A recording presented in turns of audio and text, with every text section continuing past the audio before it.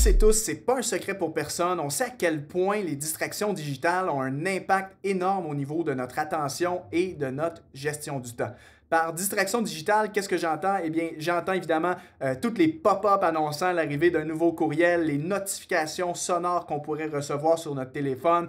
J'inclus aussi là-dedans les réseaux sociaux parce qu'on a souvent tendance à aller les consulter très souvent, rafraîchir le fil d'actualité afin de voir si on a manqué quelque chose d'intéressant. Tout ceci, on sait qu'en fait, de nos jours, c'est vraiment un défi majeur. Les distractions digitales sont plus que présentes dans notre quotidien et ça a différentes conséquences au niveau de notre productivité. En voici 3 que j'ai identifiés pour vous. Premièrement, les distractions digitales vont nuire à notre concentration. Évidemment, une des clés de productivité pour accomplir ces tâches le plus rapidement possible, c'est de se concentrer sur la tâche pendant une durée définie et de ne pas se laisser distraire d'aucune façon. Malheureusement, lorsqu'on autorise les distractions digitales à interrompre notre travail, que ce soit, disons, un texto qu'on a reçu, le téléphone qui vibre ou qui sonne, un nouveau pop-up de courriel ou notre tendance nous-mêmes à aller se distraire sur les réseaux sociaux au beau milieu d'une tâche, bien, on le sait, ça va venir nuire à notre concentration. Et l'autre conséquence, en plus de nuire à notre concentration, c'est aussi que ça va nous amener à perdre du temps. Parce que oui, souvent, alors que tu es distrait de ta tâche, bien, une tâche, disons que tu aurais peut-être pu terminer en 20 minutes, parce que tu as été distrait, tu vas la compléter en 30 minutes ou en 40 minutes. Et c'est pas rare que la tâche en question va prendre le double du temps parce que tu t'es laissé déranger. Et vous le savez, non seulement l'interruption en question va prendre un certain nombre de temps, mais ce n'est pas tout. En fait, souvent quand on commence à se laisser distraire, ben,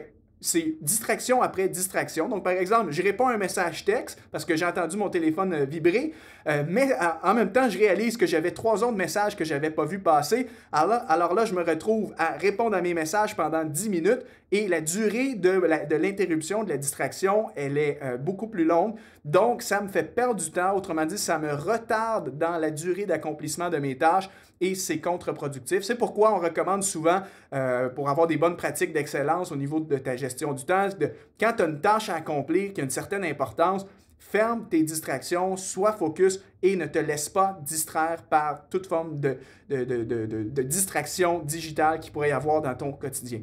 Troisième conséquence, celle-ci est un petit peu moins tangible, mais en fait, les distractions digitales, ça vient également créer une addiction. Il y a beaucoup d'entre nous, on ne veut pas l'admettre, mais on est accro à notre téléphone.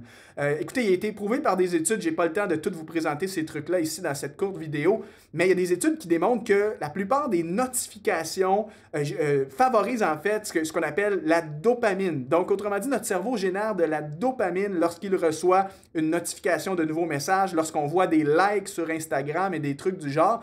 Et ça, en fait, c'est vraiment une substance qui nous amène facilement à tomber accro. Alors, c'est pas pour rien, en fait, ces logiciels-là, ces applications-là de nos jours sont conçues de manière à nous rendre accros pour que ces applications-là puissent avoir le plus souvent possible notre attention. Mais en quelque sorte, ça devient contre-productif pour nous parce que, en fait, on passe notre temps à toujours aller consulter nos courriels plusieurs fois par jour, toujours aller sur nos réseaux sociaux.